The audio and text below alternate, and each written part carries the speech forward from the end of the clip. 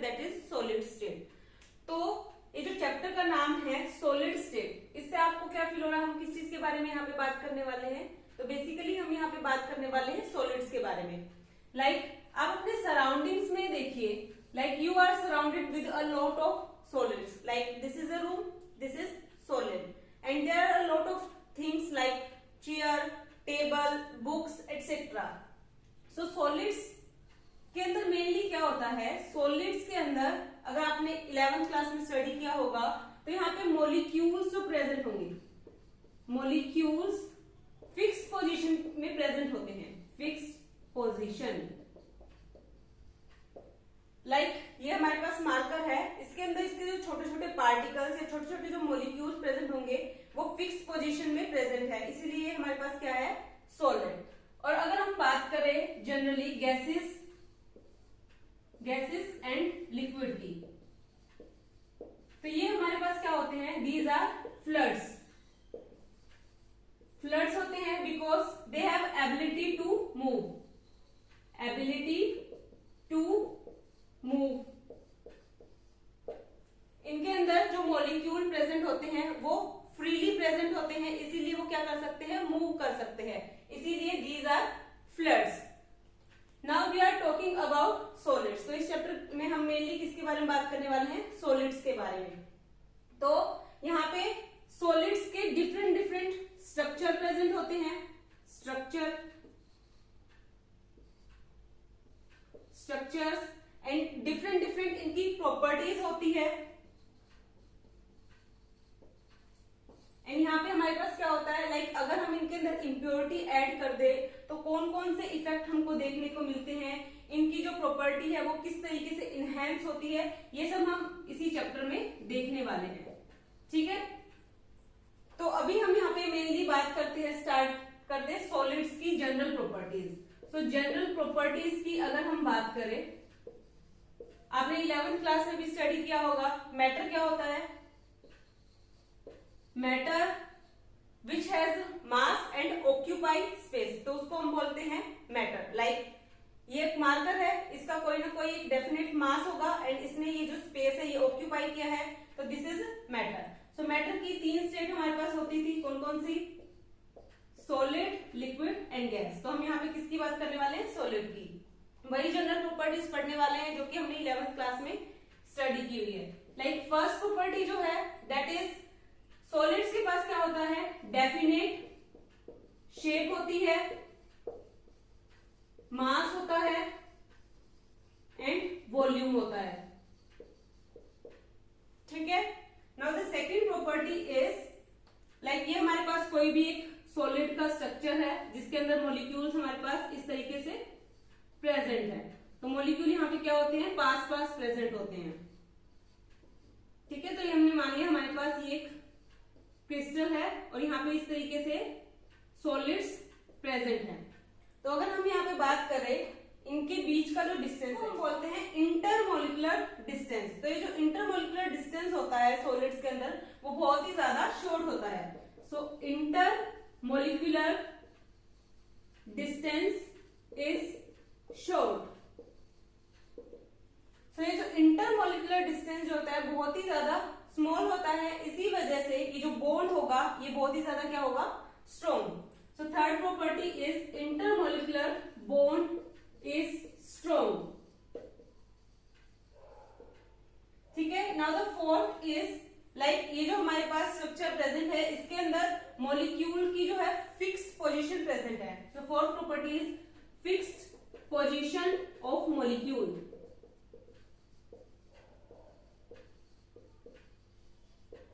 Now the fifth property is, ये जो हमारे पास स्ट्रक्चर है किसी भी सॉलिड का, इसको हम कंप्रेस नहीं कर सकते, दे आर इनकंप्रेसिबल, इनकंप्रेसिबल। ठीक है, सो ये तो हो गई जनरल प्रॉपर्टीज। अब हम यहाँ पे बात करते हैं, हमारे पास दो स्ट्रक्चर क्रिस्टलाइन सॉलिड प्रेजेंट है एंड हमारे पास क्या है, अमरफस सॉलिड्स, अमरफस सॉलिड्स। तो इनकी कैरेक्टरिस्टिक्स एंड डिफरेंस यहाँ पे हम देखने वाले हैं। सो क्रिस्टलाइन सॉलिड्स क्या होते हैं,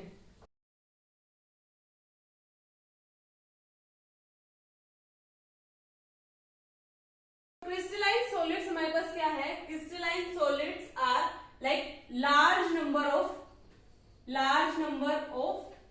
small crystals to form a big crystal. Big structure बोल सकते हैं, क्रिस्टल बोल सकते हैं.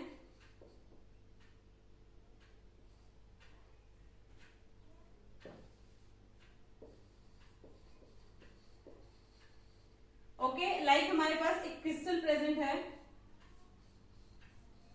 यहाँ पे हमारे पास एटम्स प्रेजेंट है कुछ इस तरीके से. अब इसी तरीके से क्या होगा, हमारे पास यही जो स्ट्रक्चर है रिपीट होगा.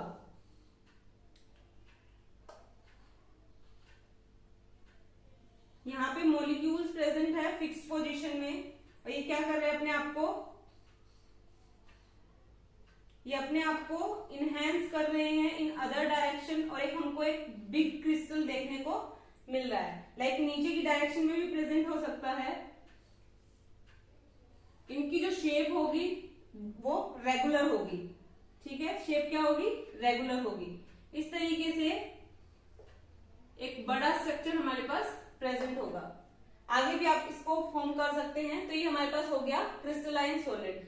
तो इस सॉलिड के अंदर हमारे पास क्या होता है, एक स्मॉल क्रिस्टल की यूनिट होती है जो कि अपने आप को रिपीट करती है, एंड एक बिग क्रिस्टल हमको देखने को मिलता है. तो यहाँ पे शेप क्या हो गई? Shape regular. Shape is regular. Like एक टाइम के बाद ये जो स्ट्रक्चरल यूनिट है ये अपने आप को रिपीट कर रही है. ठीक है, अगर हम बात करें अमरफस सॉलिड की, so amorphous is a Greek word which has meaning, amorphous has meaning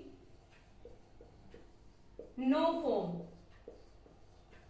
means इसकी कोई भी फॉर्म हमारे पास नहीं होगी, इरेगुलर शेप की ये होंगी. Shape is irregular. लाइक अगर हम बात करें हमारे पास कोई एक स्ट्रक्चर प्रेजेंट है, किसी भी टाइप का स्ट्रक्चर आप इसमें बना सकते हैं. लाइक यहाँ पे जो है, अब जो हमारे पास इसमें यूनिट थी वो अपने आप क्या हो रही थी? रिपीट हो रही थी. लेकिन इसमें कोई भी जो स्ट्रक्चरल यूनिट है वो रिपीट नहीं होगी. लाइक ये हमारे पास कोई एक स्ट्रक्चर है, एंड यहाँ पे हमारे पास क्या है, ये फिक्स्ड पोजीशन प्रेजेंट है. ठीक है, तो ये हमारे पास क्या हो जाएगा? This is amorphous solid. Due to difference in their structural property, so these are different type of solids. ठीक है, तो अब हम बात करते हैं क्रिस्टलाइन एंड अमरफस सॉलिड के अंदर. लाइक जो हमारे पास अमरफस सॉलिड होते हैं, दे आर सॉफ्टन होते हैं. ये लाइक सॉफ्ट होते हैं over the range of temperature. Like इनको हम मोल्ड कर सकते हैं डिफरेंट शेप्स के अंदर. एंड इनका जो ये जो होते हैं, these are high melting point. इनका जो मेल्टिंग पॉइंट होगा वो बहुत ही ज्यादा हाई होता है, और ये ब्राइटल नेचर के होते हैं. ठीक है, नाउ अमरफस सॉलिड जो होते हैं, these are almost milky in appearance. Milky form के होते हैं. लाइक हमारे पास अगर आप कोई भी बिल्डिंग देखेंगे, लाइक ओल्ड बिल्डिंग देखेंगे, उसके अंदर अगर आप ग्लास पैन्स देखेंगे तो आप देखेंगे यहाँ पे जो बॉटम पार्ट रहता है, like this is a glass. ठीक है, so this is a bottom part. So bottom part क्या होता है? ये थिक होता है. ठीक है, एंड ये जो टॉप पार्ट होता है ये क्या होता है? स्लाइटली कंपैरिजन कम थिक होता है as compare to bottom part. Because ये सुपर कूल्ड लिक्विड भी इनको बोल सकते हैं हम, या फिर हम बोल सकते हैं pseudo solids. So these are pseudo solids. क्या होते हैं हमारे पास? Pseudo solids. क्योंकि इनके पास एबिलिटी होती है to flow, like liquid and solid, liquid and gases के जैसे फ्लूइडिटी होती है, लाइक वो फ्लो कर सकते हैं मॉलिक्यूल. इसी तरीके से अमरफस सॉलिड्स के अंदर भी जो मॉलिक्यूल है वो फ्लो कर सकते हैं, लेकिन बहुत ही स्लोली. ठीक है, इसीलिए अगर हम बहुत ही ज्यादा ओल्ड बिल्डिंग के जो ग्लास पैन होते हैं उनको देखते हैं तो बॉटम पार्ट जो होता है वो बहुत ही ज्यादा थिक होता है। ठीक है, अगर हम बात करें इनकी properties like anisotropic in nature, जो हमारे पास क्रिस्टलाइन सॉलिड्स होते हैं these are anisotropic in nature.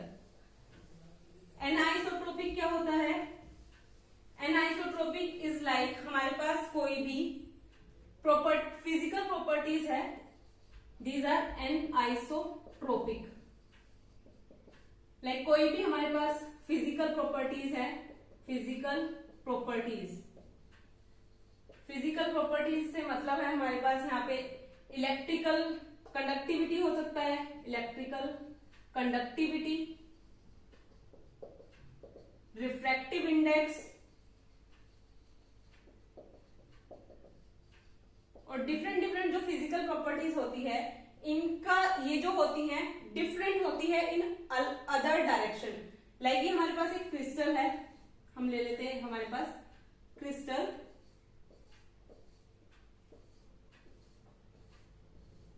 इसके अंदर क्या है, रेगुलर पैटर्न जो है फॉलो हो रहा है, ये एक रेगुलर शेप है। ठीक है, अगर हम बात करें ए टू बी डायरेक्शन, अगर हम यहाँ पे बात करें रिफ्रैक्टिव इंडेक्स की, तो यहाँ पे जो हमारे पास ए टू बी डायरेक्शन में जो रिफ्रैक्टिव इंडेक्स की वैल्यू आ रही है वो डिफरेंट होगी। एंड यहाँ पे अगर हम सी टू डी डायरेक्शन में बात कर रहे हैं तो यहाँ पे जो दोनों रिफ्रैक्टिव इंडेक्स की जो वैल्यू होगी वो डिफरेंट होगी, इसीलिए इसको हम बोल रहे हैं एनाइसोट्रोपिक इन नेचर। बट अगर हम बात करें अमरफस सॉलिड की, तो these are isotropic in nature. ये आइसोट्रोपिक क्यों होते हैं? बिकॉज इनकी कोई भी रेगुलर शेप होती नहीं है, तो अगर हम किसी भी डायरेक्शन में मूव करते हैं तो यहाँ पे लाइक रिफ्रैक्टिव इंडेक्स की जो वैल्यू होती है सेम आती है इन ईच डायरेक्शन, सो इसीलिए these are isotropic in nature. ठीक है, अब हम इनके जो है कुछ डिफरेंसेस देख लेते हैं।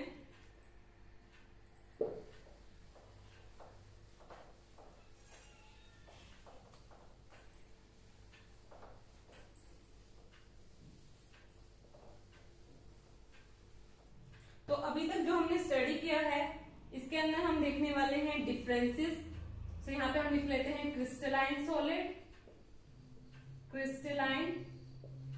Solids and there is amorphous solid,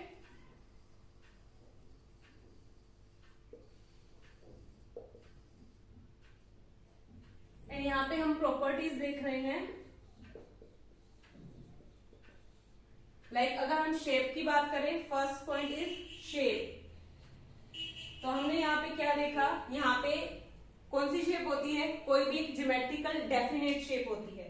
so these are definite geometrical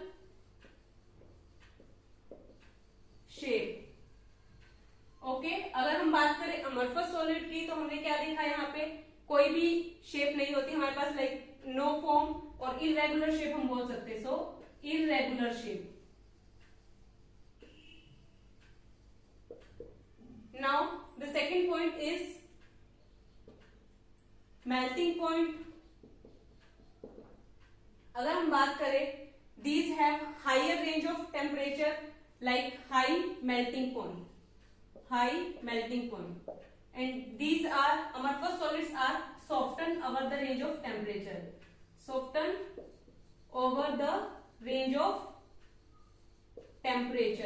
like इनको हम मोल्ड कर सकते हैं इन डिफरेंट शेप्स। ठीक है, now the third point is heat of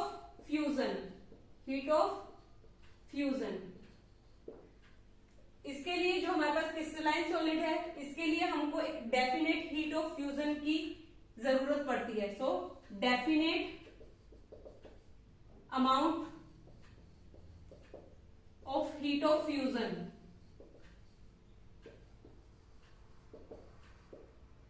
no definite amount of heat of fusion.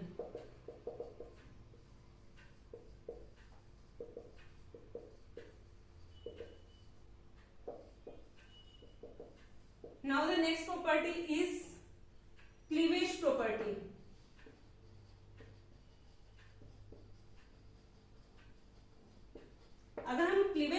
बात करें, लाइक हमारे पास यहाँ पे एक क्रिस्टलाइन सॉलिड प्रेजेंट है और उसको हम कट कर रहे हैं with the help of very sharp tool, crystal cut with a very sharp edge tool. Like ये हमारे पास क्रिस्टल है, इसको अगर हम कट करेंगे किसी भी एक शार्प एज टूल से तो यहाँ पे हमको 2 पीसेस मिलेंगे, बट दीज आर क्या होंगे, प्लेन होंगे, स्मूथ होंगे, इनका जो सरफेस होगा वो प्लेन होगा एंड स्मूथ होगा। सो 2 pieces of the crystal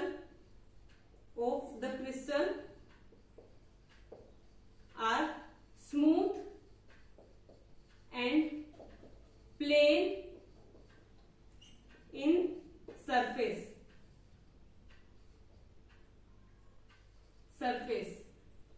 okay, अगर हम बात करें अमरफस सॉलिड की, तो अमरफस सॉलिड के अंदर हमारे पास क्या होता है, लाइक ये जो सॉलिड है इसको अगर हम कट करते हैं with help of edge sharp tool तो यहाँ पे हमको 2 पीसेस मिलेंगे, बट इरेगुलर पैटर्न के मिलेंगे, बिकॉज इरेगुलर उनका क्या होगा, सरफेस होगा, बिकॉज यहाँ पे इरेगुलर शेप होती है। सो when crystal is cut with a sharp edge tool,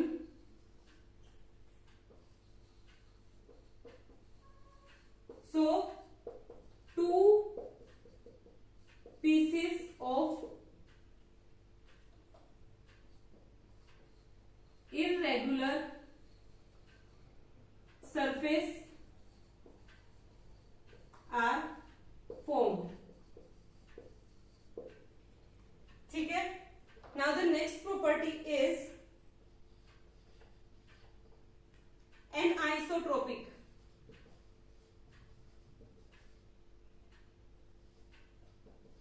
अगर हम एनाइसोट्रोपिक की बात करें, हमारे पास जो क्रिस्टलाइन सॉलिड्स होते हैं these are anisotropic.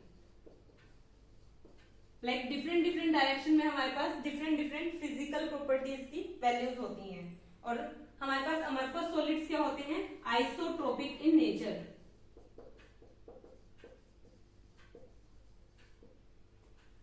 Now the next property is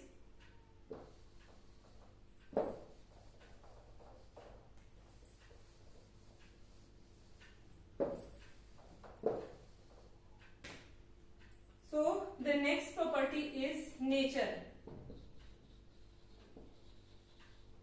so crystalline solids हमारे पास क्या होते हैं, ट्रू सॉलिड्स होते हैं, ट्रू सॉलिड्स। एंड अगर हम बात करें अमरफस सॉलिड्स की तो ये हमारे पास कौन से सॉलिड्स होते हैं, सूडो सॉलिड्स और सुपर कोल्ड लिक्विड।